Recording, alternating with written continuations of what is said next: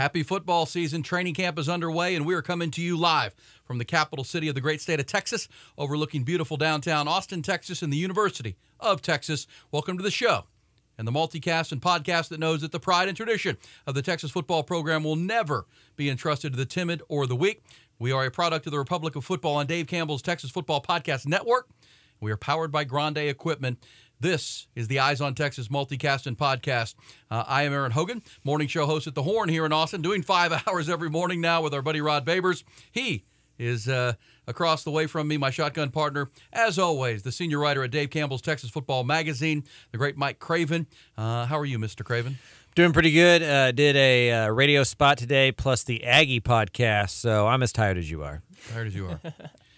It's like the same thing. Did Jimbo Fisher really make a comment about money in college football being a problem? I mean, I think everybody, not to be the Jimbo Fisher apologist here, I don't think he was saying it with any malice or that it was wrong, just that it's true. You know, I mean, we all chase the dollar. I mean, I've taken jobs for more money before. Jimbo's taken jobs for more money before. And now conferences are taking jobs for more money. So it's just the way of the world.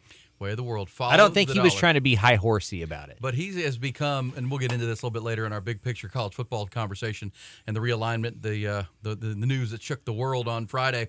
But Jimbo Fisher's become a bit of a piñata. And as you say, not to be the apologist, but sometimes when things seem to swing too far in one direction, you've got to defend a guy like Jimbo every now and again. Yeah, and he does it to himself. Yeah. Right. He sets himself up for that. So I understand why. But, yeah, I don't think he was trying to be like, oh, I'm above this and look at the problem with college football. I think it was a matter of fact. You know, like college football is big business. We're chasing the dollar now, and this is the inevitable outcome of expanded college football playoffs and only caring about national titles. Yeah, if you're still worried about that, you're way in the past. You know what I mean? Yeah. The old amateurism and old school college football.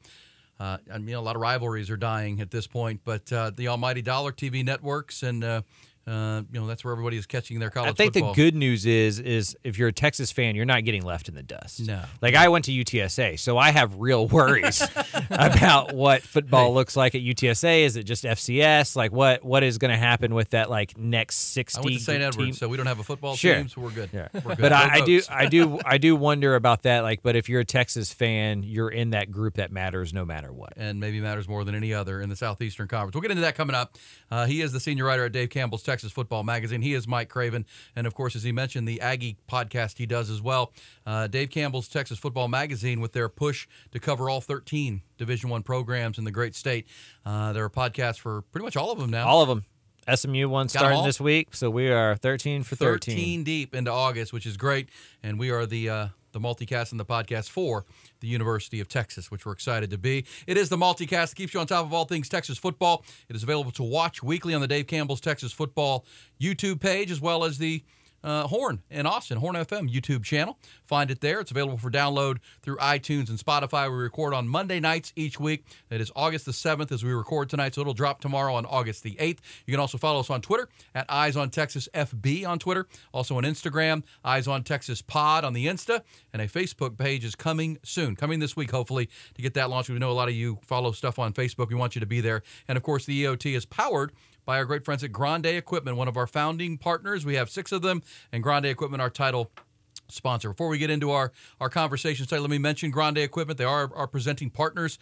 Our great friend and partner, Wes Murray, and his team understand that your reputation when you have a project, large or small, I mean, huge freeway projects and massive, expansive projects, Grande is there for you, but a smaller project, too, for your ranch or your lease or your land that you have. When you have a project and the equipment you need, all that matters is getting it done, getting it done on time, and that's why Grande partners with you on every project you have. They've operated this way for 31 years. They always tell me they're not in the equipment business. They're in the relationship business. When you need the right piece of equipment for that project, large or small, it's what you need, what you want. They'll get it to you quickly without hassles, uncertainty, and being job site ready. They are independent, as I say, which means they're not locked into one single manufacturer. They can get you a Caterpillar, John Deere, Komatsu, Volvo, and many more. Heavy equipment sales, rentals, and everything you need. It's Grande Equipment. They also have a new renewable energy sector supporting solar projects all over the great state and all over the country. They specialize in that pile driver application, both new and used. The capability of renting statewide and nationally. Grande Equipment, folks. They're small and nimble and independent, but, man, they play in the big leagues in a big way. Capability of doing everything you need. Find them online at grandeequipment.com. They don't overpromise, they overdeliver every single time, just like this podcast. Let's get it going. We break the EOT into 4 quarters every episode, plus a halftime segment, which we'll get coming up. In the second quarter, we're going to hear from a couple of, we're hearing from Steve Sarkisian. Steve Sarkisian talking all things current Texas. Longhorns, as we said, we record on a Monday night. They've had 5 practices to this point. Sark will highlight some early standouts, including some freshmen that are standing out. Remember, last year was a Kelvin Banks. 2 summers ago, it was Xavier Worthy, who burst on the scene as a freshman. There's some names being thrown around early, true freshmen for Texas, in addition to all the veteran leadership that they have. In our third quarter, we're going to hear from a couple of Longhorn leaders, their impressions of the improved leadership from Texas quarterback Quinn Ewers, as well as the overall team chemistry. We're hearing from one of the Texas leaders who's in year 6, saying this is far and away the best locker room he's played in at Texas. We'll also have our halftime segment. We'll check into now former Longhorns making their way into the NFL, including Micah Parsons speaking highly of a former Longhorn named DeMarvion Overshown, the Cowboys' third-round draft pick. And in our fourth and final quarter, we'll discuss the weekend of landscape-changing events in college athletics. The Big 12 is growing. The Pac-12 is, the Big 12 is thriving. The Big 10 is growing. Big 12 is thriving, and the century-old Pac-12 is dead as we know it. So we'll get into that. Plus, an update on the state's #1 high school prospect for 2024. He is Colin Simmons from Duncanville High. He will choose his school of choice on Thursday. So we'll get a preview, get Mike Craven's prediction on what might happen with Mr. Colin Simmons. But it is our first quarter. It's presented by the TexasMortgageGuy.com. We kick it off with our man Carlos Carrion, the TexasMortgageGuy.com. Mike, let's start with this, and then we're going to hear an interview, an exclusive you did with Steve Sarkisian, the sit-down, heavy-hitter interview. It's like you're Ed Bradley or something. I love this. Yeah, coaching school. Nobody else goes, so I kind of get all those guys to myself. There's like good. 3 or 4 reporters. It's really nice. So good. But today, also on this Monday, the USA Today coaches poll was released. Georgia is #1, rightfully. They're back-to-back national champions until beat. Michigan is #2. Alabama, who the Longhorns will play in Week 3, #3. The Longhorns will be at Tuscaloosa second week of the year. Ohio State is 4. LSU comes in at 5. USC, with the reigning Heisman Trophy winner Caleb Williams, is 6. Penn State 7. Florida State 8. Interesting. Clemson, Tennessee, Washington, and then Texas sitting at #12. Of course, Washington beat Texas in the Alamo Bowl last December. They're 1 spot ahead with Michael Penix back, all those receivers. So Texas at 12. Thoughts? That's about where I figured that they would be. I mean, they're a top 10 team talent-wise, but I feel like most coaches are wait-and-see people. Like, they've been burned on Texas. I saw a poll where Texas was ranked as one of the more overrated teams by the coaches as well. So, I think for a lot of coaches, they've heard this song and dance. Texas is always touted as going to be really good, and there's a little bit of hesitancy to rank them higher there than maybe like the media poll would be. But 12 seems right. I don't think that overinflates what Texas is. They still need to prove it on the football field, but they're absolutely one of the top 15 teams in the country. And with their early season record or early season schedule, they'll be able to prove this pretty early. We'll know, where they should be ranked pretty quickly in this season. Well, and now when you see it in black and white, something we've discussed over the first 15 episodes of the Eyes on Texas multicast, this is episode 16, you see what we've been talking about. 4 SEC schools in the top 10. Georgia, Alabama, LSU, Tennessee, all in the top 10. 3 Big Ten schools in the top 7 in the country. Ohio State, Michigan, Penn State. Yeah, add Washington. Washington. Well, yeah. I mean, look. It's a Big Ten. Soon to be, not this team. year. I know, but that's just insane. Yeah, it is insane. Add Washington. I'm like, you're confused. I'm like, yes, that's right. Let's get through this year first. Let's get through tomorrow. Well, that's what's going to be a funny thing, right? Is like, Washington's going to win the Pac-12 this year or something, like right off into the Big Ten. Like there's like it's just Oregon State USC and could Washington ride off State with a need to go championship. win Texas would like to ride off with a championship, obviously out of the Big 12. But when I say 4 SEC schools, 3 in the Big Ten, even in the Pac-12, you've got USC and Washington is in there at number 11. Of course, they've lost to Utah. Utah's at 14, and they've beaten USC each of the last 3 times they've played. Texas is the only Big 12 team that's anywhere in the top 15. No one else shows up. So again, it's an open road. Kansas State, TCU sits at 16. Kansas State's at 17. Texas Tech is at 24. Oklahoma's at 19. So you got schools behind Texas, but there's not when you're Georgia or Alabama or LSU or Tennessee, you got collision courses with really top-end teams. Ohio State, Michigan, and Penn State have to knock each other around a little bit. USC's got a little tougher road. So Texas, of all the top 12 teams, has the most open road to the big picture conversations, even if they lose to Alabama week 2. Yeah, I mean, at least on paper. I mean, I would take Kansas State over Tennessee on a neutral field week 1. Me too. Like TCU wasn't supposed to be very good, and they went and beat Michigan in the Fiesta Bowl, right? I mean, Big 12's typically underrated in this poll, and in the media poll. This is a perception poll, yeah. And the perception is that the top teams in the SEC are better than the top teams in the Big 12, and there's 6 SEC teams ranked, and there's 5 Big 12 teams ranked. There's just 5 of those SEC. They're just really high up there, and then A&M's at 25 to fit A&M in there for some reason, but like. I guess to me it's polling what people think of a conference, and they think the top is better than the SEC, and that's what I worry about with this expanded playoff, especially if they take away the 6 automatic qualifiers because the Pac-12 doesn't exist anymore in that way. Is it going to be just the top 12 teams in the country? And by top 12 teams in the country, I mean the ones deemed by the media and former coaches as the top 12 teams in the country, where it becomes confirment bias and an echo chamber because you started Ole Miss ranked higher. They're going to be higher. Didn't lose. Right. So it's just going to become a kind of what we thought the BCS was and what the 4 team. It's been invitational. Right now it's supposed to be the top 6 and then 6 at large. Well, the worry though is champions. The worry though is that since the Pac-12 is no longer a power conference, they're already starting to leak through the media that they want to kind of go back and reevaluate that. And one of the things being floated, and it was floated by a pretty predominant ESPN reporter, which means that the presidents are trying to gauge the public's reaction to these things. Trial right? balloon. That's how this works. Kind of floated the idea of, well, what if it was like the BCS and they just picked the top 12 teams? And it's like, now we're starting to see what the real plan was. And that is to get a format to where it can be 5 SEC teams, 5 Big Ten teams, and the Big 12 champion and 1 throwaway team, and they just kind of have a conference within each other, ESPN versus Fox, and everybody splits the money. Yeah. Georgia number 1. I'm not over it. I don't have a problem with Michigan number 2. Jim Harbaugh recently said he could have as many as 20 players drafted into the NFL off this year's team. They're at 2, Bama 3, Ohio State, and LSU. It is not lost on anybody that follows college football that of the top 4 teams in the country, 3 of them replace quarterbacks. Only one that brings their quarterback back is Michigan and J.J. McCarthy. Georgia, Alabama, and Ohio State, brand new QBs in that spot. LSU has a returning quarterback, USC.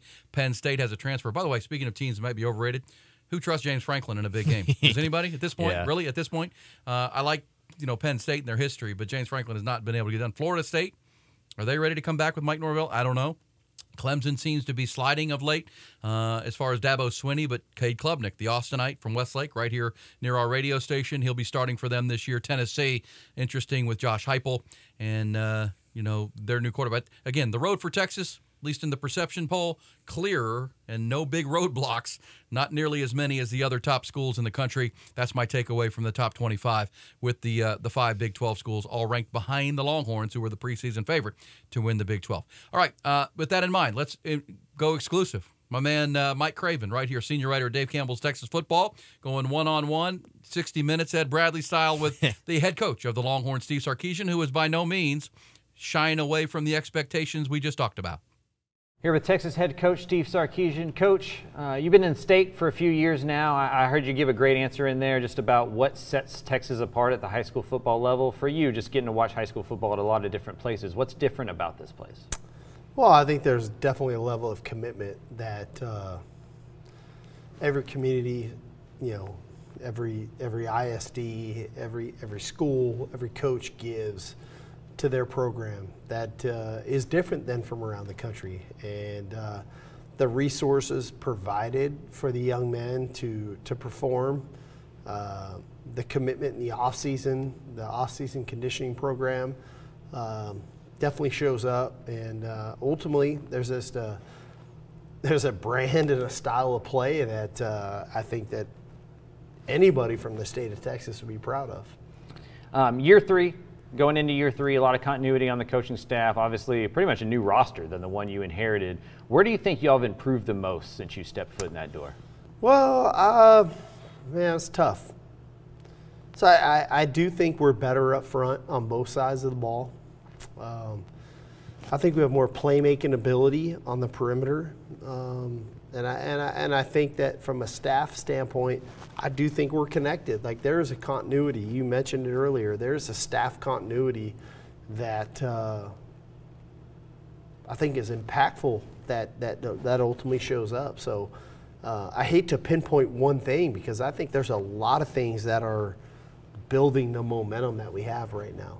Now, Quinn Ewers' excitement levels building. I heard you at Big 12 Media Day kind of talk about his potential. You were a quarterback, and you've gone from year 1 to year 2 before. How much does that help a quarterback just going into year 2 of the same system, the same teammates, and just having that? Well, I think it's huge. You know, Quinn came in with a lot of expectations, like any quarterback when they come to Texas. But ultimately, he put his head down and went to work. Coming out of year 1, he regenerated what work looks like, and body fat's gone down, weight's gone down, mullet's gone, commitment to the team is at its highest level it's ever been.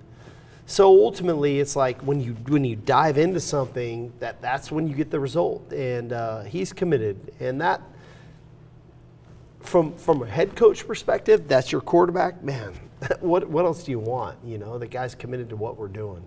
Expectations are always high at Texas, but it feels like they feel even higher going into this year. How do you kind of go about managing those expectations, or do you just let those guys embrace it and say, hey, we're the University of Texas, let's go win this thing? I think you have to embrace it. I think that you have to acknowledge it at least if you don't embrace it. You have to say, okay, this is where we're at. This is what public perception is. And that's great. Let's put that over here. Now let's go back to what we need to do to focus on the task at hand, to be the best team that we can be. And ultimately, like, I think that our players understand that. Like, I love the maturity of this team. They're not so caught up in what everybody else thinks. They're more focused on what do we think, what do we need to do. And that to me is a sign of a great team. Feels like everybody wants to talk about the SEC and that eventual move, but there's a lot of guys on this team that aren't going to be there when you move to the SEC, right? Like, this is a huge year for them. How do you kind of keep the focus in-house on this year and not the extracurricular stuff? It's been very simple. I haven't had to do much. The players have done it all. They've been focused on 2023. We have a locker room full of guys that want to win a Big 12 championship. That's our focus. And it's not about the SEC or what that might look like or what the future schedule looks like. How are we going to win a championship this year? Mm-hmm. And I commend the guys for being that committed to it. And then lastly, I guess, what does it take? You've been on teams that have won every single week, and that grind of just having to come every single week. Like, how do you get that team, this group that hasn't had to do that before, ready to kind of go through 12 or 13 weeks of that? Well, the reality of it is how do you have the mental fortitude, mm-hmm. right? How do you stay focused on the task at hand when adversity is swirling all around you? And that's our job, you know, and I think that's the beauty of having a veteran team. That's the ability to talk to our players in a way that I think that we talk to them differently than any other program in the country. I think our players respect the way that we speak. And ultimately, how do you stay focused on the task at hand? And that's the challenge, but it's a great challenge. You know, not a lot of teams get that challenge.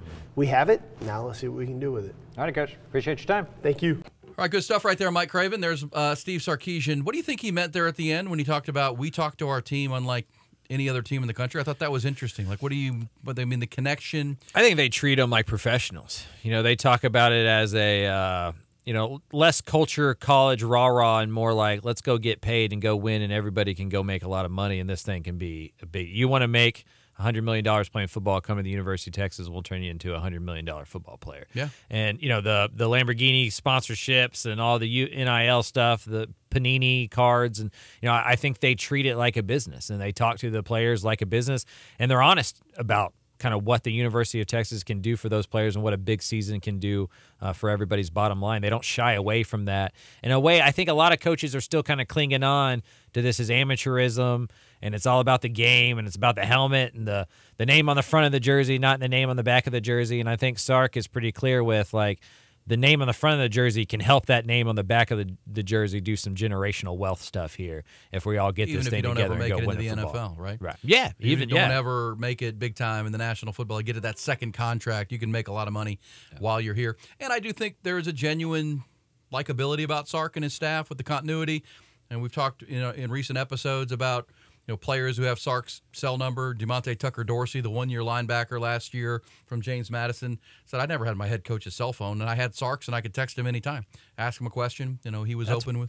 By the way, that's like more revealing about other coaches than about Sark. Yeah, I agree. Right? Like that's an issue. Like if you're playing football somewhere and you can't text your head coach, I mean, that's a problem. Yeah, you've got firewalls built between you and your players. Right. That's how like Northwestern stuff happens. Yeah.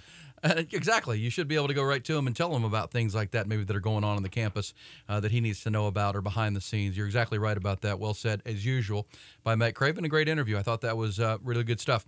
All right, that's our first quarter. Coming up, we'll hear more from Sark. That interview was from Coach's School, a week or so ago, or a couple weeks ago, but still good conversation. We'll hear Sark today as we record on this Monday, August 7th. His thoughts on the first 5 workouts for the Longhorns. Guys who are standing out. Also, we're from some Longhorn players coming up about the chemistry in that locker room. We want to tell you that our first quarter on the Eyes on Texas multi-podcast is brought to you by and closed on time by our man Carlos Carrion, the Texas Mortgage Guy. Find him online at make sure you put that, thetexasmortgageguy.com. When it's time for a new mortgage or one of those refis, always better working with an expert in the field who is also a diehard Longhorn fan like you are. Makes sense. Works better. You've got someone who knows this market, lifelong Austinite, who's raised in this market, but you're working with a like-minded person, knows the business, knows the lay of land, but we'll talk some Texas football with you. Diehard Longhorn fan. Just a great guy. Not here to provide just a quote for you. He's your guide to help solve problems, strategize some of the most important decisions you'll make in your life and certainly your financial life when it comes to a new home. He is Carlos Carrion, Carreon, and you find him on the website. I can give you his phone number, but everybody goes to the web now, thetexasmortgageguy.com. That's thetexasmortgageguy.com. He's also on Twitter. You'll see Carlos liking a lot of the things we do with our Eyes on Texas Twitter page, so find him there for a new mortgage, new refi, any question about the market in Austin. Maybe you're looking to move here, buy a rental property or sell a rental property, whatever it might be, or a home. Call Carlos, thetexasmortgageguy.com. All right, Mike Craven, let's get into our second quarter. It's always delivered by the Good Times, an incredible scratch comfort food at Hayes City Store and Ice House, an absolute destination location in Driftwood, Texas. I was just out there over the weekend, Mike, and they had a brush fire issue that had closed down early on Saturday night. There was a fire out there between Dripping Springs and Wimberley that got a little tenuously close, about 2 miles away at one point, but all things under control. That reminds you, we've had how many days of 100-degree heat? Too many. Don't be throwing your cigarette butts out the window. Be wise. Our digital producer, Nolan Hogan, was out at the McKinney Falls State Park this weekend. Make sure you're taking care of your... You can hit my house with a rock from that place. Yeah. What's up? But second quarter, can we hear from Steve Sarkisian? This is some fresher content from, we had the interview you had with Mike did with Sark last couple weeks ago down in Houston. But Sark was asked today at an availability after the Longhorns' 5th workout, Mike, about the changing face of college football. Here's another thing I really like about Sark. I mean, obviously, a lot on the line for Sark this year to kind of prove that he's a championship-level coach and not just all hype. But, he was asked about everything that's gone on over the weekend. He's from Los Angeles. He grew up in Pac-10, Pac-12 country. Obviously Washington and Oregon to the Big Ten. The 4 corner schools are all bolting to the Big 12. The Pac-12 as we know it, Pac-10 as he knew it, over. And here's Sark when asked about that changing face and the landscape of college athletics. A year ago, adapt or die. College football is changing on a lot of levels, so you got to adapt to what it is. You all have to adapt to what it is, right? The game is changing, the conferences are changing, NIL's changing, transfer portal's changing. We're in the Big 12 this year. That's what our focus is on. What everybody else decides to do, that's up to them. All right, so quick and easy for Sark, adapt or die, Mike. And, I do think there's, sometimes players pay attention to what's going on. If your coach is talking about control the controllables, control what you can deal with, look in this locker room, but then he's out bitching about the transfer portal or bitching about NIL or the Jimbo Fisher, Nick Saban dust-up of last year, focus on what you're focused on. You can't control all that. You can not like it. That's perfectly fine. That's for us to talk about. Yeah. But at the same time, let's focus on our season. We can't change what's going on there. Adapt or die. That new Napoleon movie is coming out, so I've been kind of French Revolution style history down a rabbit hole, and this reminds me of the Marie Antoinette, like, let them eat cake. Yeah. Like, he doesn't have to worry about it because he's going to the SEC. Yeah. So you don't have to, like, look behind you at the car wreck when you're, like, driving in front of it. And Texas and teams in the Big 12 or the Big 10 and the SEC don't have to pay attention to what's going on. And so I think Sark has been pretty calculated on not getting drawn into out of Texas conversations. He's pretty good at, like, kind of, I don't really like to talk about NIL, or we just do our own thing with the portal, or not talking about realignment. And he's just all about football because he knows how big this year is for him. I guess I'm used to having covered Texas, and you've been around it your whole life. Mac Brown had rabbit ears, would hear everything, and wanted to comment on everything that was going on in college football. Sark, you're right. He pays attention to it. At the same time, control, and you're right, he doesn't have to worry about it. I mean, he's not in the car wreck right now. He's going to he's got his own issues once he gets to the SEC, because you're going to the rough and tough SEC, and we all know what that means. But control what you can, changing face of college football. Let's hear from Sark on things he can control. That's the first 5 practices. He talked about some early standouts, and actually, early on in his availability today through the 5th practice, talked about guys that who's been showing up for him when he's watching these workouts, 5 workouts in. Some guys that I think are just really standing out, playing well. I think Alfred Collins has a really good camp so far. I think Vernon Broughton showed up. I think A.D. Mitchell has really showed up. Definitely see the improvement in Jonte Cook. Just to name a few guys. I know you guys always ask me, so. All right, so there's a couple names, and it's always interesting when he mentions some guys, but they want to light a fire under Alfred Collins, and if you notice that he's doing it, let's step it up. I mean, Vernon Broughton is a guy that people forget about. He's in that defensive line rotation. He was a high 4-star, almost 5-star player at some services at defensive tackle. And then you hear the name Jonte Cook, which was interesting, which we'll hear more from Sark on Jonte, the freshman from DeSoto, also some of the other freshmen that are stepping up. But your thoughts on what you just heard there? Yeah, I mean, if Alfred Collins really does take a step forward, even if he doesn't become like ultra menace Alfred Collins, if he just gets halfway there. And then Vernon Broughton's also kind of the 4-star guy we thought back in the recruiting class. I mean, now all of a sudden Texas has 4, 5, 6-man rotation in the middle of the defensive line. And that's a luxury that most teams don't have, especially in the Big 12. And so you can do a lot when you can plug in the middle and let Jalen Ford go do his stuff. So those are 2 names that you want to hear.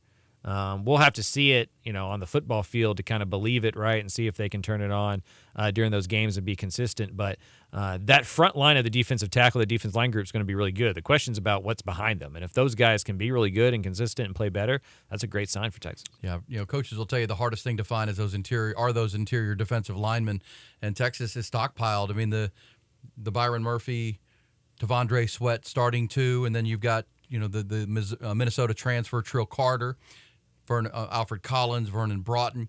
It's a really good rotation. A freshman out of New Jersey named Sadir Mitchell, who's a big dude, 340 pounds. Yeah. Bo Davis earning his paycheck and going to work. And you're right, if they can get that best out of Alfred Collins, even 70, 80% of Alfred Collins, over 25 or 30 reps in a game or snaps in a game, can be game-changing. Big picture, playing next to a guy like Byron Murphy, whose motor never stops, right? He plays all the time. And I think Tavondre Sweat is back to show the NFL he can be a Sunday player too, much like Keandre Coburn and Moro Ojomo did last year. All right, let's hear cut 3, Nolan, our digital producer who finds all this content for us. Jalen Catalon is an interesting name. Arkansas transfer. Texas fans will remember playing at Arkansas a few years ago in Steve Sarkisian's first year, and didn't go well. And Jalen Catalon was a menace. Now, he was a big-time problem for Texas in that game and for everybody in the SEC. He was a freshman All-American, but he's battled injuries. He's battled shoulder injuries. He asked a good question today of Sark about, are you being careful with Jalen Catalon? How do you deal with a guy who's had shoulder operations, but he's a big hitter. He likes to come up and stick people. He's a heat-seeking missile who gets after it. Here's an interesting answer from Sark on Jalen Catalon and what he's brought to this team already. I think he's had a real impact on our team, definitely defensively and in the secondary. He is very intentional with his work. He's got a high level of intensity and mental focus. He communicates on a really high level. And then when he knows, he goes. And that's a great trait, not just for him, but for other guys to see of a style of play in the secondary. So, we manage him with the days when we got him in a green jersey and we don't want him to have contact. and then we manage him with days when we do want to have him have contact. We're trying not to have back-to-back days with him. I'm not concerned about Jalen Catalon come week 1 hitting somebody. I think that is in his DNA. And so we just got to manage it as we get ourselves to the season. But I don't want to take his stinger from him, So we'll manage it on our own. But when we give him the green light to go play, we want him to play the way he's accustomed to playing. Yeah, I mean, you're not going to stop a guy playing the way that he's always played football. And that's what makes him really good, right? Like his recklessness, for lack of a better word, is what makes Catalon. So you don't want to harness that at all. You just hope he plays safe, and you just assume he's going to miss a game or two, and you just hope it's only that, and your depth is good enough to withstand it. The quote I like in there from Sark is, when he sees it, he goes, right? If he reads it, don't hesitate. And I think even if for Jalen Catalon were to get hurt at some point this year, which you probably should anticipate, that's just the way it's been for him. If he doesn't, that's a luxury. That'd be great. But I think what Sark is saying is he's kind of teaching our younger guys how to play the position. We need you to go. If you read it, if you trust your cues and trust what we've coached you, trust your teaching, go. Don't hesitate. Go make a play. And Texas is trying to force more turnovers on defense. They're trying to have more explosive plays on defense, trying to have more impactful plays. It's like Jalen Ford last year took the huge step. Longhorns only forced 14 turnovers last year. Jalen Ford must have forced 6 of them because he goes and makes plays when it's time. They think that's what Jalen Catalon is. So if he stays healthy, watch out. But you also have young safeties that are learning from him. And seeing, okay, that's how you play the position. I think, I'm not rooting for anybody to get hurt, but you just kind of have to look at his history and say there could be some time where he's not there, but they have depth at that position. There's no doubt about that, safety and corner. All right, here's Sark on Jonte Cook. He is the fabulous freshman out of DeSoto High. Won a state title last year with Claude Mathis as the head coach there. Of course, Byron Murphy's a DeSoto player. Trey Wisner, who's come in from that school. Their pipeline is open. But, I always think about this. 2 years ago, it was Xavier Worthy that everybody was talking about, the buzz about the freshman. Last year is Kelvin Banks, who didn't come in as an early enrollee, Mike. He came in right in the summer and excelled early, and you started hearing his name, and then he has a freshman All-American season. Here's Sark on what Jonte Cook is brought to the table, the freshman from DeSoto.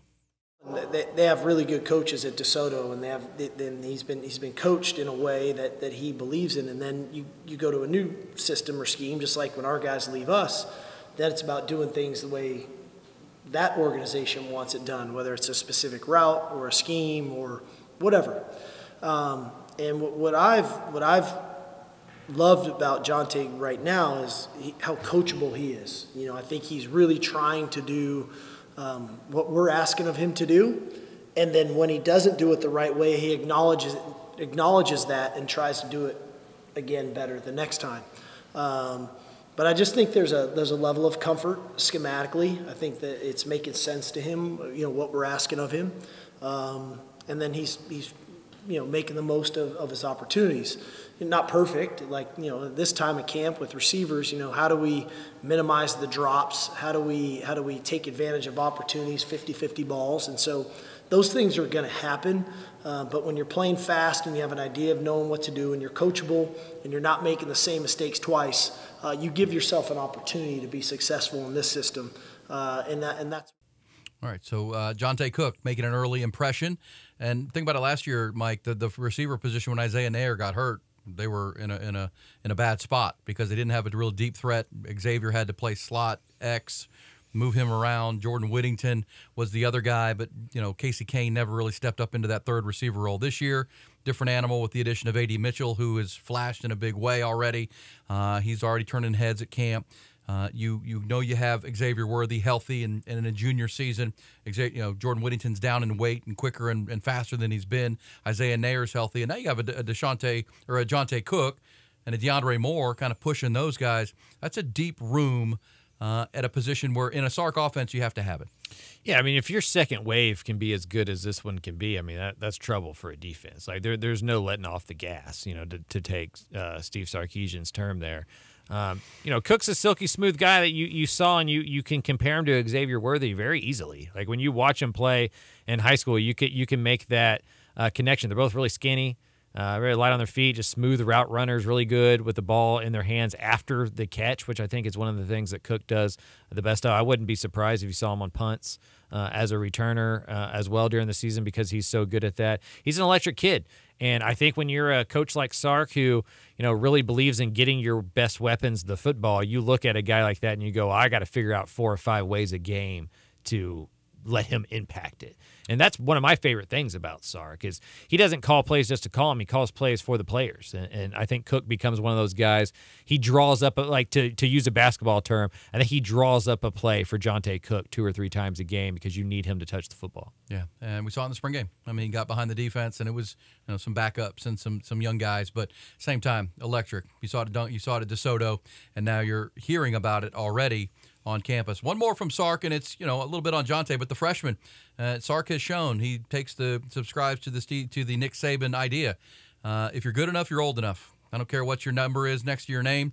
If you're good enough and you come in with the right mindset, we'll put you on the field. He was asked about C.J. Baxter, of course, the young freshman running back from Orlando, Florida. But Sark goes into Baxter and some of the other true freshmen who are stepping up early in training camp. I think he's come a long way. Again, like a lot of these guys. You mentioned Jonte, you mentioned Anthony Hill, you mentioned C.J. Baxter. When they come from high school, the game changes, right? Everything changes. The nuances, the details, the schemes change. And there's that transition period for them that takes a minute. And like all 3 of these guys, I really credit because we haven't gone out there with training wheels on the bikes with these guys. We've taken the training wheels off, we've pushed them down the road, and they've fallen some. But now they've learned how to ride the bike. And CJ's no different. He's pass protecting, he's running routes, he's running the ball well. I think he's got a real understanding of systematically what we try to do. When he makes an error, he's very coachable and tries to do it right. But the one thing, like with all 3 of those guys you mentioned, effort is never an issue, right? They play hard. Like Anthony Hill plays hard. C.J. Baxter runs hard, plays hard. Jonte runs hard. And so we critique effort first. We can deal with some of the errors. But as long as you're coachable and you give us great effort, All right, there's Steve Sarkisian talking about some of the newcomers in our second quarter here. Early standouts, newcomers, Jalen Catalon. Coming up, I know what you're wanting to hear about. Quinn Ewers, how is he doing at quarterback? We won't hear from Sark on that. We're going to hear from some of his teammates who are seeing a different Quinn Ewers without the mullet. Also, a player who's been here 6 years, the only player on the Texas roster in our third quarter. You hear from him, only player who has played in a Big 12 championship game, actually been there in Arlington to try to decide a championship. He is speaking glowingly about this current culture and chemistry at the University of Texas. We'll hear that coming up. Also, our halftime segment here coming up. Hey City Store brings us our second quarter, open for business. You know that is a destination location there to serve you and your family, your friends for any occasion or just to show up. They're open every day, 7 days a week, offering seating on their beautiful patio, the outdoor sports bar, the ice house as they call it, live music 6 nights a week. Also inside, if you got to get out of the oppressive heat, they've got a great air conditioned area as well, which is the original Hays City Store. It's where it all started. Little diner feel to it with the open kitchen. Really a great spot. It has become famous already for their Scratch Texas comfort food. Wood-fired pizzas, the best burgers you'll find. Their chicken fried steak is incredible. Chicken fried chicken might be even better if you want to get off the red meat a little bit. Over 53 beers on tap, full bars in both inside and outside. They are a destination location. It's amazing. Every time we're out there, huge parties, anniversaries, birthdays, graduations. That's where they gather. Is Hays City Store and Ice House, or just you and the wife, you and the girlfriend, you and some friends watching your favorite baseball games or football games in the fall. 8989 FM 150 in Driftwood, Texas is where you'll find Hays City Store. The complete mouth-watering menu is online at HaysCityStoreTX.com. Also want you to check out the new location owned by Travis and Tamara Tyndall. That's in downtown Buda, which is about 15 minutes away, 10-15 minutes from Hays City Store. It's called Taste on Main, right on Main Street in historic downtown Buda. Steaks and oysters and seafood. It is upper shelf, but boy, is it good. You don't have to go all the way into downtown Austin to get a great, great high-end meal in kind of a cool, old-school setting like Taste on Main in Buda and Hays City Store in Ice House. All right, halftime time. Take a little breather from the Texas football talk, but, we'll always be all about Texas football here on the Eyes on Texas multicast, powered by Grande Equipment. Our halftime segment delivered with just the right pressure by One Source Gas, your one-stop shop shop in Central Texas for all gas products. Wanted to play some of these, Mike Craven, get your thoughts. Longhorns into the NFL. In our halftime segment through the football season, as we said, we're going to hear from a lifetime Longhorn, keep up with what they're up to, and obviously follow the progress of Longhorns playing on Sundays, playing in the National Football League. So here we are. Training camps are underway. The training, the preseason really gets going on Thursday night. I had the Hall of Fame game last week, but Cowboys play Saturday at home. Texans play the Patriots on Thursday night. So the NFL games are starting to ramp up. Only 3 preseason games now. But 3 players of interest that have gained some notoriety here in the last week. Let's first start with Bijan Robinson in Atlanta. He was the 8th pick of the draft. He is already balling out. The highlight reels are all over, going viral. The catches he's making, the routes he's running, the weapon he is. We all know that. Here's Sark, though. Steve Sarkisian was on the Rich Eisen show, which you now hear on the Horn, by the way, here in Austin, Texas, every afternoon from 2 to 5. Rich Eisen show, part of our lineup now here at the Horn, or over at the Horn. But Sark on Bijan, interesting. It's something we've heard before, but to hear Sark tell a national audience and a Rich Eisen type audience, which is trying to get to know Bijan Robinson for the first time, pretty interesting from Sark. I kept getting asked this question throughout the draft process from all the teams. Is this kid for real? Is this real? I mean, is he really this nice? Is he really, this genuine? Is he really this hardworking? Is he really this considerate of his teammates and supportive and all that?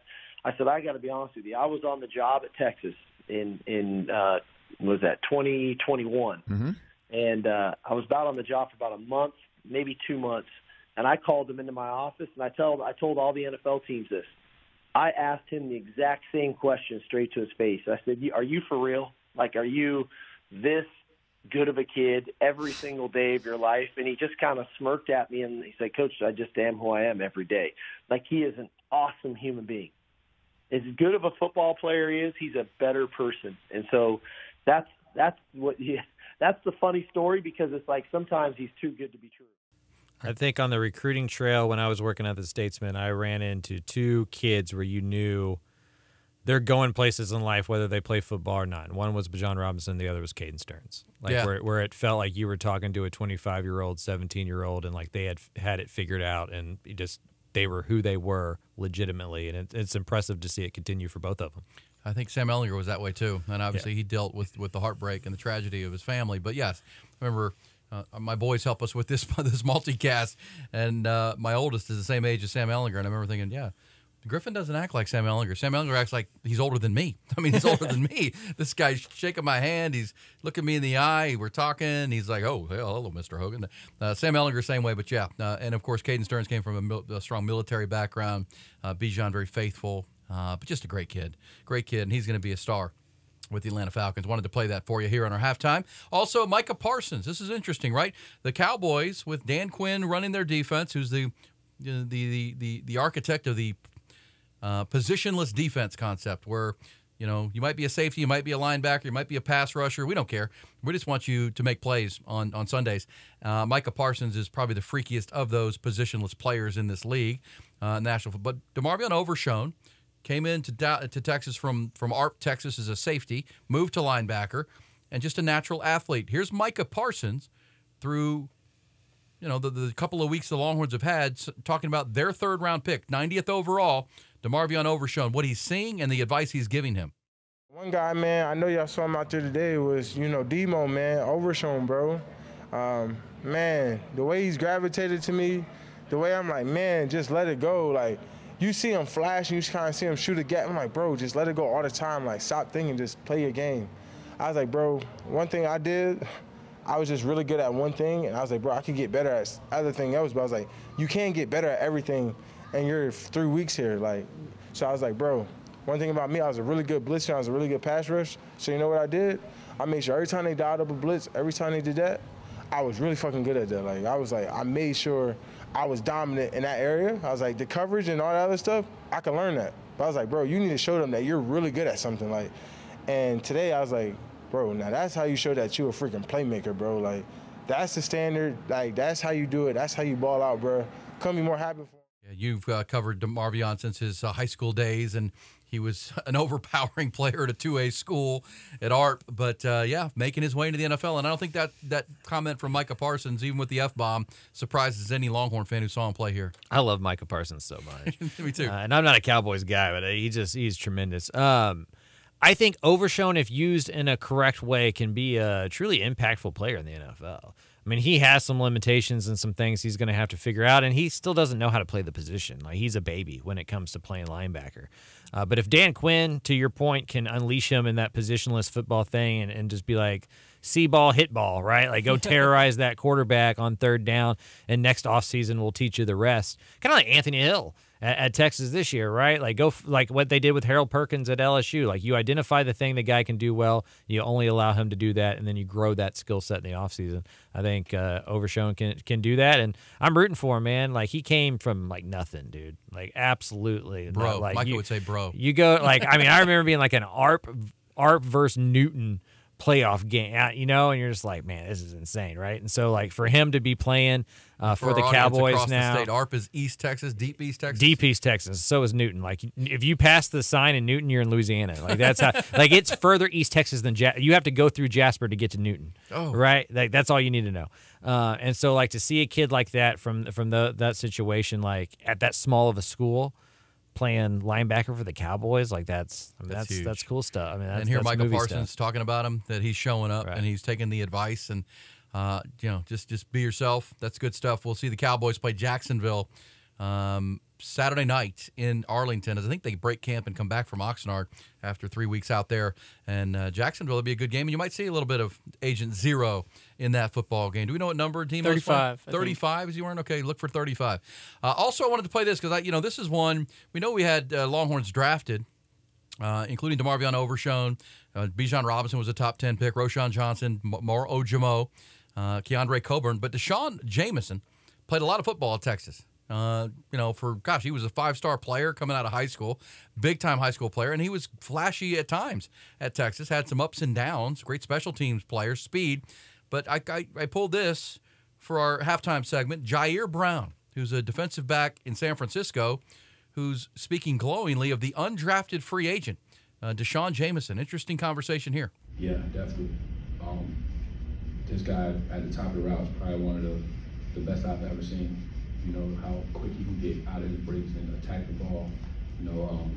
Most guys, take 3-4 steps, get out of his breaks. Most guys take, even longer than that. This guy, with one step, he's gone. I've been super impressed with him. His ability to get out of his breaks, make a play on the ball, especially in man coverage. He's doing some great things out here, and he's going to continue to do that. All right, Mike Craven, keep an eye on Deshaun Jameson. Best he's ever seen at the top of a route. I mean, I don't know what to make of that, but okay, best he's ever seen.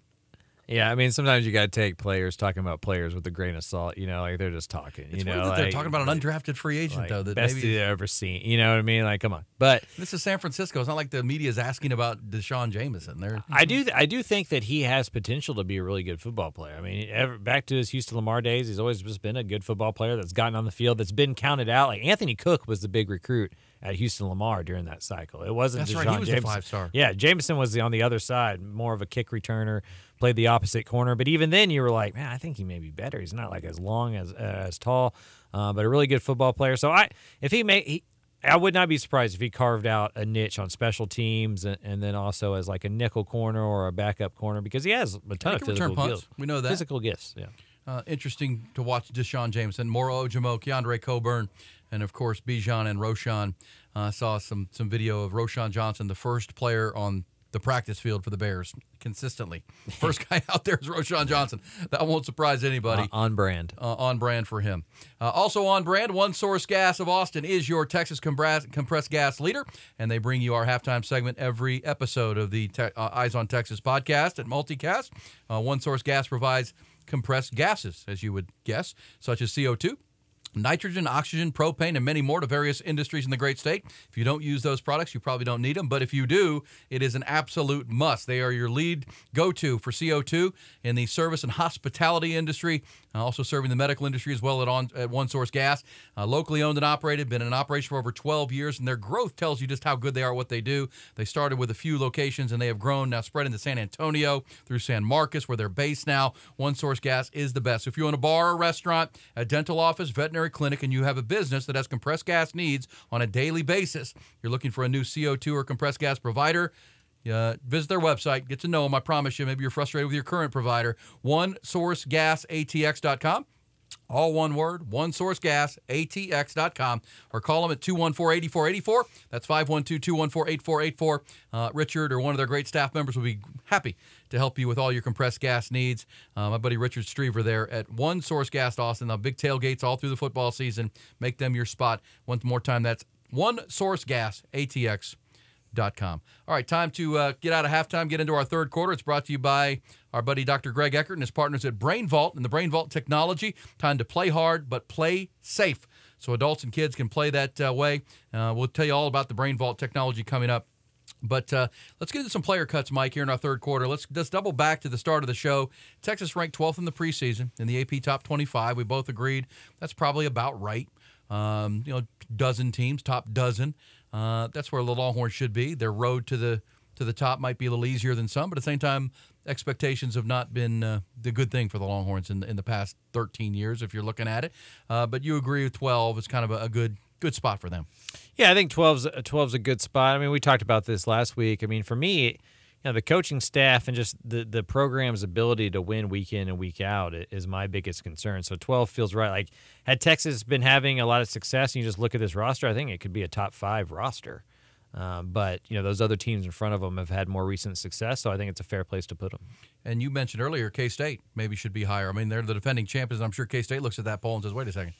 We won the championship. We got our entire returning offensive line, most of our offense, a ton on defense, and we're behind that group that hadn't done much of anything in the last decade. Yeah, I mean, TCU went 12-0 and was an overtime loss to Kansas State away from winning their first 14 games last year, and they're 16th in the nation. Like if they played in the SEC and we thought of them at the way, like Tennessee doesn't return anybody either, and they're 10th. Yeah. And they didn't have as good of a season as TCU, but we see Tennessee in the SEC in the helmet, and we think, oh, well, they must be better. Yeah. Well, it's out today. Coach's poll, AP poll will be coming shortly, which probably will look very similar to that. The media poll will be out. I bet Texas is higher in the media poll. I bet you're right about that. I bet they cracked the top 10 or just right around there. Yeah, I bet they're 10. 9 or 10. Agreed. Wanted to mention that JT Sanders this week, and since our last recording, our episode 15, now 16 tonight, on the Mackey Award watch list. For the best tight end in the country. Jake Majors is on the Remington Award watch list at center. And then Xavier Worthy has been added to the Bolitnikoff Awards watch list. I will say, as someone who's covered Texas for 25 years on the radio and in media, this is a good sign. When your players start getting, even on the watch list, I know for most fans it's kind of like, okay, that's great. But this is a good sign. When your players start getting for big awards, like Bijan Robinson won the Doak Walker last year.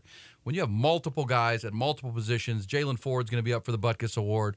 You have to believe Quinn Ewers is going to be on the Davey O'Brien Award and those kind of watch lists at quarterback. X-Man's going to be on a bunch of them. That's a good sign. That's a good sign. Kelvin Banks will be up, and one of those guys we're watching for the Lombardi. That's a good sign that the talent is on the rise. You want to see guys on watch lists, you want to see them on draft boards. Yeah. Because you can use that to go recruit the next group of guys. Yeah. And you got to maximize what's on campus now. Let's hear from Sark here. We've heard a lot from Sark, but we're here for some of the players coming up, including JT Sanders on that Mackey Awards watch list. But Sark was talking about depth, and we heard him talk about the freshmen. And I thought Sark made a good point today at his availability after the fifth practice. When asked about, all these young guys, Sark mentioning, we're on a string of 30, 100+ degree days here in Austin, Texas, and they're playing September 2nd in 26 days from our recording tonight. It's going to be hot. And here's Sark, even against the Rice Owls, everybody is going to be needed to play in that football game.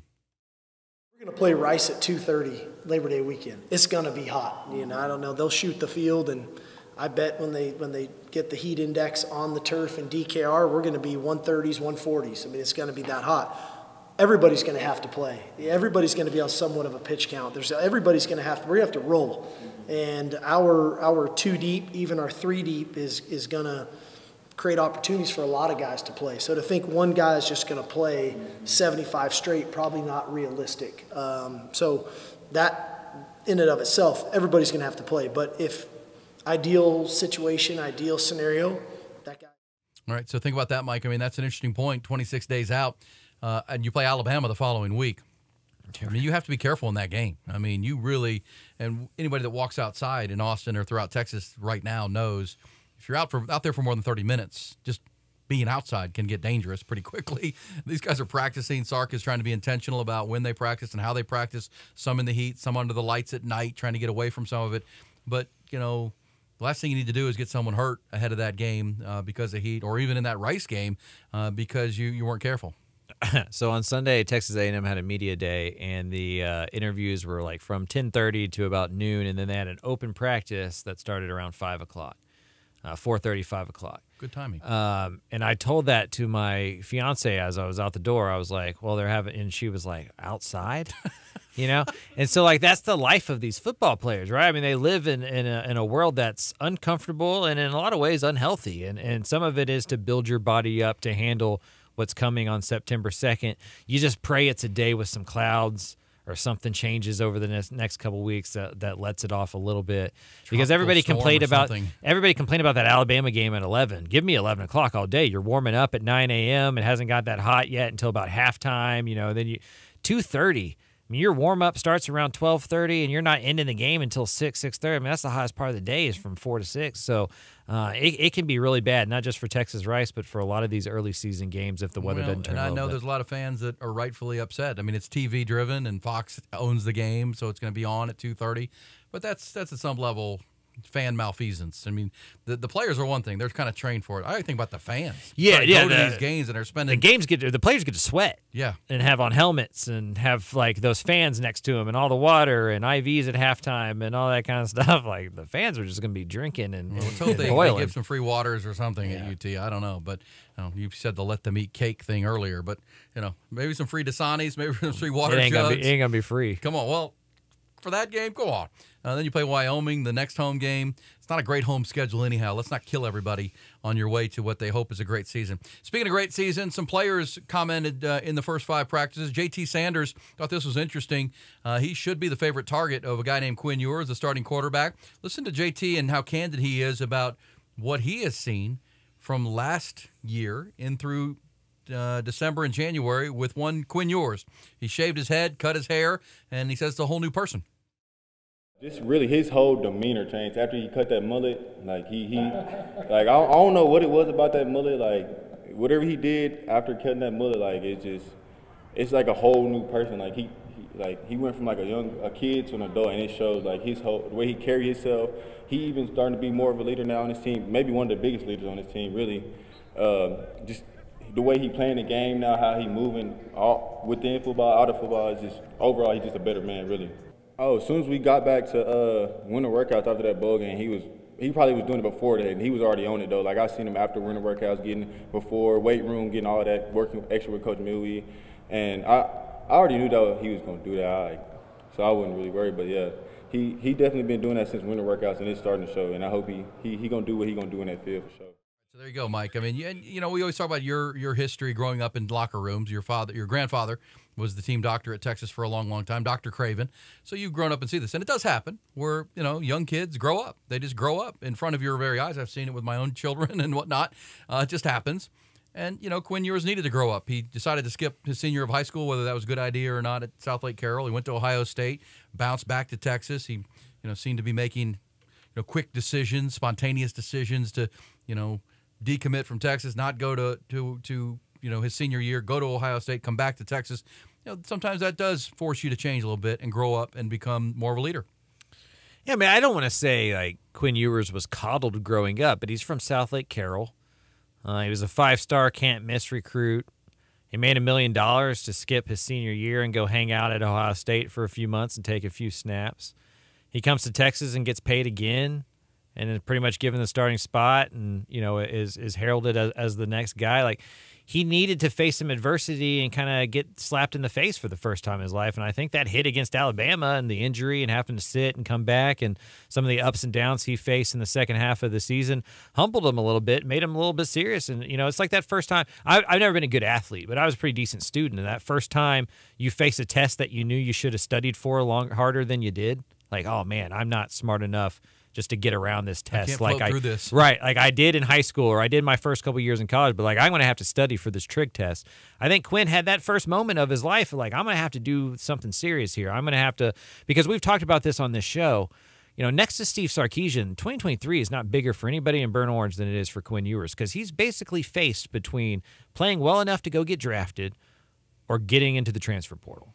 Those feel like the two most likely options. Like Quinn Ewers being the starting quarterback of Texas in 2024 seems like the third less likely one of those three, right? You've said that many times on these episodes, and I can't agree more. And it's such an interesting facet of this year. And to the other part, he's auditioning for a job. Sure, whether it's here or somewhere else. Right. Because if he doesn't play well this year, and it looks anything like last year, especially at the end of the year when he did hear the boo birds and Texas fans were rattling, it'll be a Spencer Rattler deal where you go from high draft pick to somewhere else, and now Spencer Rattler's still trying to make his way at South, one-time top overall recruit, number one draft pick, and all those things. It can happen pretty quickly perception-wise for a guy like Quinn. Same time, the other part of being humbled is Steve Sarkisian and the staff have not stopped recruiting quarterbacks. Sometimes coaches will say, no, you're our guy. We're not want to make you mad. I don't know. There's a guy named Malik Murphy sitting there, and there's a guy named Arch Manning. They've already got recruits coming in behind that. And, it goes back to your point of earlier, which I think is a great one about Texas treats it like a business. Hey, perform, you're good. If you don't, we got somebody ready to take your job. Yeah, and it just feels like one of those. He knows that in the NFL he has to be the face of a franchise, and his reputation last year was not of somebody who could lead a team in that way. He was kind of aloof off to the side a lot. We talk about the mullet, I believe, a little bit too much, but that became part of the personality trait as well. He just didn't seem all football all the time, leader, quarterback guy. And, that's what the NFL wants. And if he wants to go be a first-round draft pick, not only does he have to play well on the football field, but he has to check those boxes on the sideline and in the locker room. Fair or not, the cutting of the hair and seeming to take it a little bit more seriously and less about NIL and more about the football, I think is good for his overall perception. I think another example of his growth, I saw this on Twitter, a tweet came out where the team was finishing up practice, they're doing their Longhorn sprints, they do their 10 down and back sprints, and everyone's leaning over, catching their breath, and Quinn Ewers steps up and says, "Hey, coach, we played 12 games. Can we run 2 more?" And nobody groaned or moaned. Everybody got back on the line, ran 2 more, finished practice strong. I like that. And that's to a man. You heard JT Sanders, new person, better leader, all those things. And I think you're right, Nolan, our digital producer, and Mike. I mean, the NFL's watching. Eye in the sky don't lie. There were a lot of bad moments last year for Quinn Ewers, not just bad throws and missed throws, but then the body language was just not good. He seemed a bit aloof and just kind of casual. Not going to work if we're going to make you the face of our franchise. I think that's very well said. And, yeah, the hair might be a little bit too much, but it's a better look for him. Looks more buttoned up. Got the white man fade. That's what ball fade. That's how I looked when not that well, but that was the haircut choice back in the day. Also, when you hear the word culture and chemistry and locker room connection, a lot of fans will roll their eyes and not sure. I pulled this one because I think it comes from someone who's been here a long time. Christian Jones, the return right tackle, Longhorns. Kyle Flood, the offensive line coach and offensive coordinator at Texas, says this is the first time he's ever, in all of his 30, 40-year coaching career, had the entire offensive line back and 2 more guys who have started games on his offensive line. He never had that. In the NFL, in college, at Alabama, where everybody comes back, plus a couple guys who got reps a lot last year. So he feels really good. And Christian Jones is a big part of that. A lot of folks thought he would be moving on to the NFL, trying his hand at the National Football League. He is back. And here, listen to Christian talking about the locker room culture. And again, he's been here through Tom Herman. He played in the Big 12 championship game back in 2018 with Sam Ehlinger, which was a pretty good football team. Listen to Christian Jones on what this year's team has that those teams did not. I believe that this locker room is very special. And, I've been here longer than some of the bricks in the building. So I'm not joking when I say, this locker room is very special, and it's a real brotherhood bond, and, people are staying late, getting extra reps in, and, voluntarily, no one has to tell them, they want to be great, everyone wants to be great, and the hunger is there, and, I'm very excited to see. It's not all cotton candy here on the multicast. Same time, that's a guy that's been here a bit. He's seen some bad locker rooms, I'm assuming, and he's also seen a pretty good one right here. And the when you're player led, I mean, that's a cliche, Mike, but it's important because when that happens, special things can happen.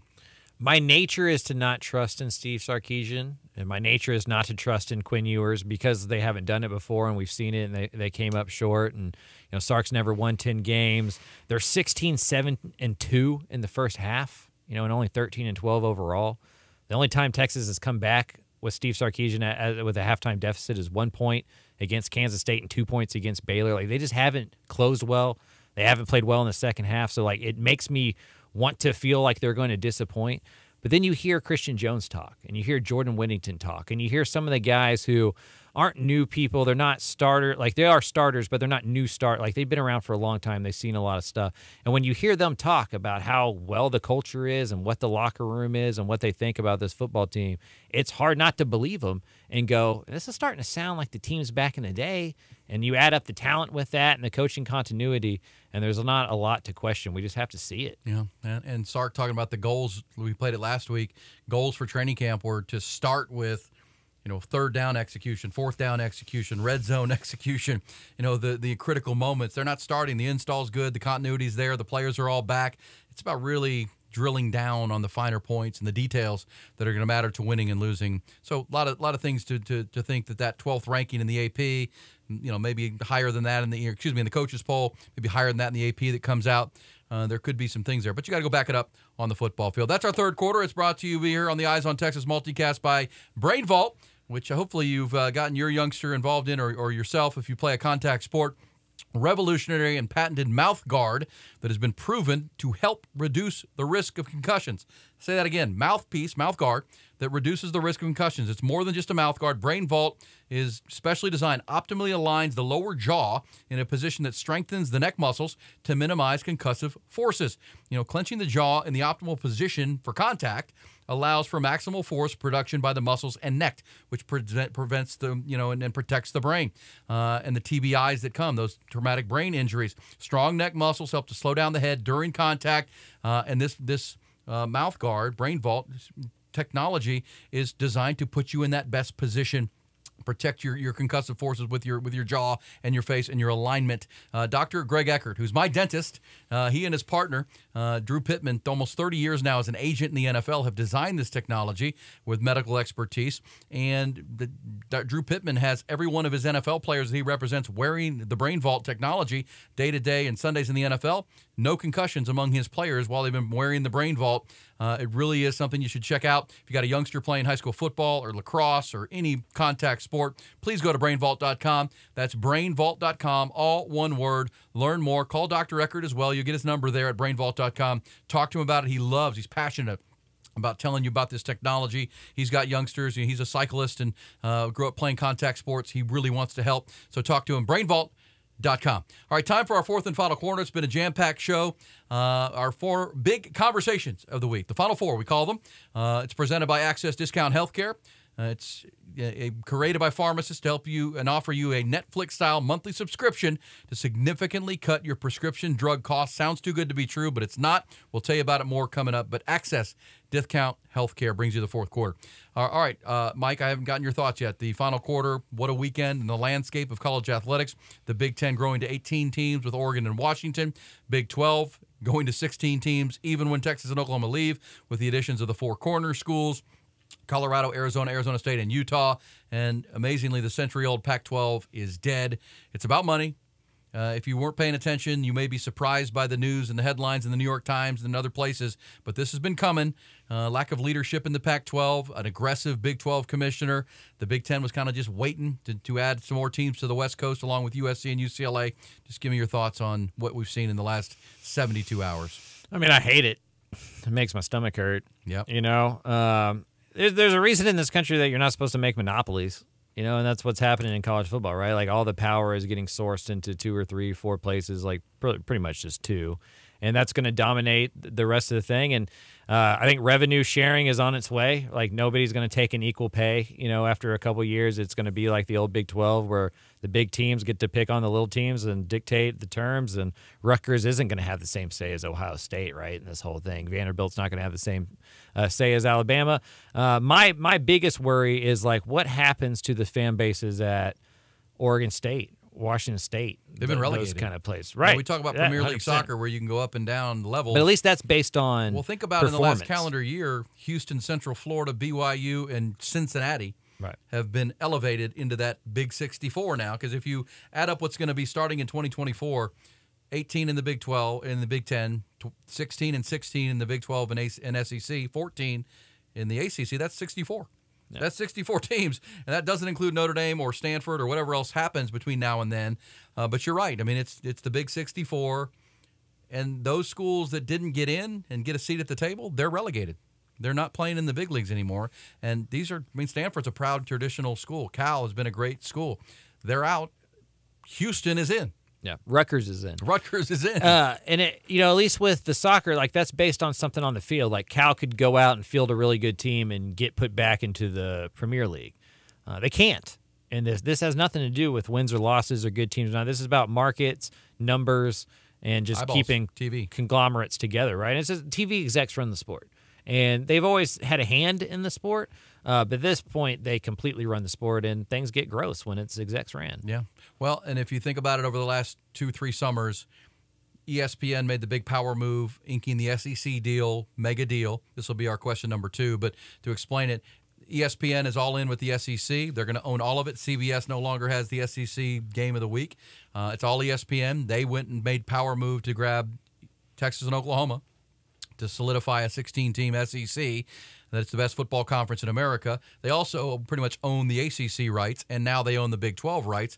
Fox made their power move to respond to the SEC by adding USC and UCLA to the Big 10, which they already controlled with the Big Noon Sunday broadcast and their push into college football. So it's Fox and ESPN. And at the end of the day, why did the Pac-12 die? Because Fox and ESPN weren't going to pay anymore. They were done. They were done spending money on the West Coast, and so they were left to an Apple Plus deal, which was streaming, and they could never bring anything home that was going to keep their members. So, whether it's – and I heard Eli Drinkwitz at Missouri make the comment, did anybody think about the volleyball team or the softball team in any of these schools on the West Coast that are going to have to travel across country to play night games on a Tuesday night, series? No, they didn't. It's not. They're worried about TV, dollars, eyeballs, because that's the only way to keep up. And you're right. It does make you sick to your stomach at times, but it is the changing face of college football, college athletics. It's a big business. It's a big business. It's a big business for sure. And, I think with more leadership, we could have avoided this, just like with the NIL mess and the transfer portal mess. Sure. Like on the surface, getting all the best football teams together and letting them be in a super conference makes sense, right? But we could have prevented the whole conference from breaking up. Like Oregon, Washington, USC, UCLA could have broken away just in football and kept everything else going together and stuff. Yeah. But it would have taken foresight and some guts and the NCAA giving away a little bit of control. But now they've given away all the control. Yeah. And so it's just another example of the NCAA playing so slow to it passed them by. And remember, back when Texas and Oklahoma left and the Big 12 schools that were remaining were panicked, they reached out to the Pac-12 and George Kliavkoff and said, hey, take us. Let's merge. Let's come together, and we'll have Central Time Zone, East, and all the way to the West Coast. And, the hubris and arrogance of the Pac-12 at the time said, nah, we don't really want Texas Tech in the Pac-12. We have higher standards than that. Oklahoma State, not really a Pac-12 school. Right? They were still putting academics in the bar of school. I do love the Arizona State president said he's not going to Morgantown. Michael Crow, he's standing. He's going to die on that hill. It's just so, like, the West Coast turned their nose up at college football. They did. And this is the end result. Well, and, when people talk about the Pac-12, we talked about it on our morning show here on the Horn in Austin this morning with Rod Babers and myself. I mean, it was 2011. They had 3 in the top 7 at the end of the year. I mean, they had Oregon, USC, Stanford, all in the top 7 in the country. In the Final Poll, I mean, they were a power. And right after that, they signed the most lucrative TV deal ever, $3 billion deal. They had heavyweights, and here they are. They're gone. They're out. And you're right. The West Coast turned their back on football. You would see Pac-12 championship games on a Friday night where it was mostly empty seats. Nobody was at the game. And that's not good for TV. And that's kind of the picture of apathy that grew on the West Coast. And now there are schools like Oregon and Washington that still want to be relevant in college football, USC, and they're going to go play in a heavyweight conference like the Big Ten. If I'm USC, I'm pissed. You thought you were going to have the West Coast to yourself. I mean, they don't consider UCLA to be anything. I think they had to know that the Big Ten was going to be patient and wait on more West Coast schools, but that's just my opinion. Oregon messes it up for them. Yeah, they got to compete with them for Los Angeles and recruiting. Go look at the offensive line, defensive line recruiting at Oregon compared to USC right now. Yeah. Like they thought that they were going to have an advantage, and they do not. Yeah. Nike money's coming. Yeah. Lincoln Riley moved for a reason, and now he thought he had the whole West Coast on his own. Now he does not. All he got to do is beat UCLA. I'm good. Washington is in. Oregon is in. And we'll keep an eye on the Big 10 or the Big 12. There's talk that they're now talking to Cal and Stanford and some other schools, engaging at least. ACC's saber-rattling like crazy with Florida State and all that they're doing. Heck, there's a story out today on this Monday that we record that the ACC is meeting to talk about Cal and Stanford. Would they be willing? I mean, that doesn't seem to make sense in the Atlantic Coast Conference to have two schools in greater Northern California, but nothing makes sense. Geography is over. It doesn't even matter. It's the same ocean. You just go through the Panama Canal. Yeah. All right, one other Final Four conversation, because that's good stuff right there. Give me your update on Colin Simmons, Duncanville. He has announced he will make his decision. You followed recruiting and have your whole career. You did the Fab 55 at the Statesman before you were at Dave Campbell's Texas Football. This is a big one. This is a big fish. Excuse me. Edit. One of the top players in the country, best player in the state, defensive end, which is a big Texas need. He will decide on Thursday. Texas, LSU, seen as the heavy front runners. Miami's in the mix, too, because he liked his visit to South Beach, and who wouldn't? But give me your thumbnail on Colin Simmons. Yeah, I mean, for the month of May, June, and into July, it seemed pretty much like a Texas lock. You know, like he was pretty much going to be a Longhorn. They thought that was going to be true. I think LSU is a firm player in there, and you're starting to see a little bit, more of the insider picks lean that way. So Texas is definitely in a dog hunt, and edge rusher feels like the biggest need for this program, and you would think that would help them kind of get to the finish line here. And just because he commits to one on August 10th doesn't mean he signs with one in mid-December. Neither of those teams are going to back off, but I don't think it's as much of a Texas lock as it was a couple weeks ago.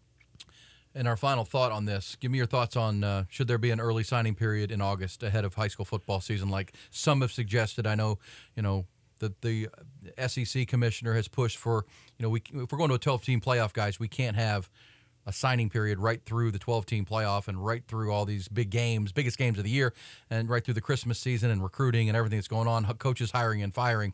Should there be having covered recruiting as long as you have a signing period change from maybe December to late August before their high school season starts? With the transfer portal existing, I don't have as big of an issue with an earlier signing period in August, right? Because if you get into a bad situation, you can transfer after your freshman year, especially if they allow you to get out in December if that coach gets fired or has some kind of, walls in place to help guys get released from those situations, because that's so far in front of the coaching cycle that you have no idea if the head coach you're signing with in August or even the position coach you're signing with in August is going to be there. So if you're allowed to get out of it because of that, then I'm okay with it.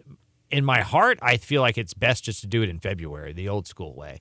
But so many guys enroll early now that puts the Sark argument. Right, that puts the school in a bind because you're not sure who's showing up until they're showing up, and that makes it hard as well. So I get it from both sides, and with the portal, I think it's a little bit easier to go, okay, you can have your August period. And that's our fourth and final big Final Four question in our fourth quarter.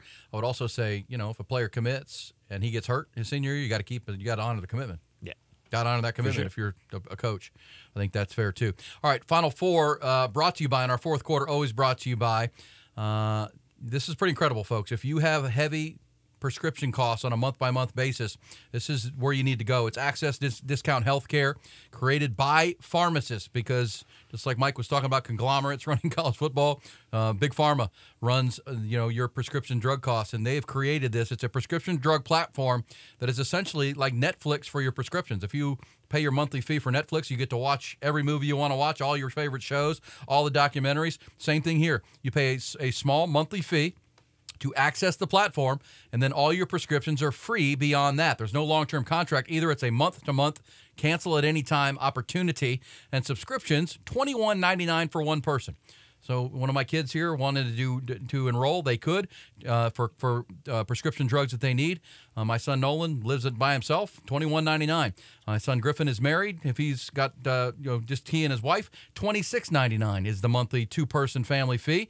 And then for a family of 3 or more, provided you all live at the same address, $31.99. That's the monthly fee.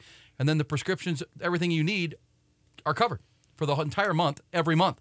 And how about this? Prescriptions are mailed directly to you, over 64,000 pharmacies like Walgreens, CVS, and others. And you can go see the drugs that are included. They have 95% of the prescription drugs you're looking for on this platform, meaning they're going to be there. But you find out before you sign up. There are already 1.5 million Americans using the platform. They've already collectively saved over $100 million. And the retention rate, this is the biggest number and staggering number to me. When you have a month-to-month service that you could cancel at any time with no penalty, 98% of people who sign up stay on board. That's the retention rate right now over 3 years with 1.5 million Americans. Once you're signed up, consumers are in. It's not insurance. It's not a discount card. And here's how you find it. YourFreeRxDrugs.com. YourFreeRxDrugs.com is where you go. Sign up and learn more. I promise you, every question you have in your head right now will be answered at that website. They have videos. They have fact pages that answer every question you might have. YourFreeRxDrugs.com. That's YourFreeRxDrugs.com. They bring you our fourth quarter. Michael, that's a wrap on another edition of the Eyes on Texas Multicast. Thanks for your work, and looking forward to episode 17 next week. What else can happen in college football between now and next Monday when we record our next episode? Yeah, I don't know if anything bigger can happen, No. I don't just give up the sport completely. I don't know. Right. They all become full-time employees and unionized. That's kind of the next big thing I'm waiting on. Well, and if you're a Texas fan, you are you're crossing your fingers that no injuries, right? I feel like for Texas, no news is good news. Yeah, the I think quieter you're right. this fall camp is, the better for Texas. I agree with you 100%. I mean, obviously the AP Top 25 will be released coming up. But yeah, last year on one scrimmage, they had 2 significant injuries. Their starting guard and Isaiah Nair both went down to season-ending injuries, and that really hurt them in both spots. They seem deeper this year, but what you don't want to see and hear about our injuries for the Texas Longhorns. But appreciate everybody. Nolan Hogan, our digital producer, our executive producer and editor, our man Griffin Hogan over there. He'll put this thing together and drop it. It'll be out by a Tuesday. Also want you to remember to follow us on Twitter at Eyes on Texas FB, on Instagram at Eyes on Texas Pod. And our Facebook page, Nolan, will be coming this week live and getting right at you because we know a lot of you folks are still engaging heavily on Facebook. It is the multicast that keeps you on top of all things Texas football, available weekly at the Dave Campbell's Texas Football YouTube channel, also on the Horn FM in Austin YouTube channel, also available for download through iTunes and Spotify. We're a product of the Republic of Football on Dave Campbell's Texas Football Podcast Network and powered by Grande Equipment.